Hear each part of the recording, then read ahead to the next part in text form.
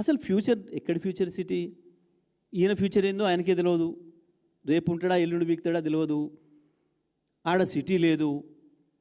లేని future city నుంచి కట్టని అమరావతికి కూడా గ్రీన్ఫీల్డ్ హైవే అట, మళ్ళీ దాని పక్కన ఇంకో రైలు అంట. మరి ఒక దాంట్లో గురువు గారు, ఒక దాంట్లో శిష్యుడు ఎక్కుతాడా? మరి పోయేటప్పుడు రైల్లో పోయి వచ్చేటప్పుడు రోడ్లో వస్తారా ఇద్దరు గురు శిష్యులు హైదరాబాద్ అమరావతికి ట్రిపుల్ వేయడానికి? దేని కొరకు? ఏంది ఇదంతా కూడా?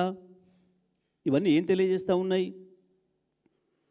కేవలం రియల్ ఎస్టేట్ దందా కొరకు తను, తన తాబేదారులు, తన బంధుమిత్రులు కొన్న వేలాది ఎకరాలకు ఏదో ధరలు పెంచుకోవడానికి, డబ్బులు సంపాదించుకోవడానికి ఉపయోగపడతాయన్న ఒక దుర్మార్గమైన ఆలోచన తప్ప ఎక్కడ కూడా ప్రజల కోణం లేదు, ప్రజల అవసరాలు లేవు, దీంట్లో ప్రజల డిమాండ్ లేదు.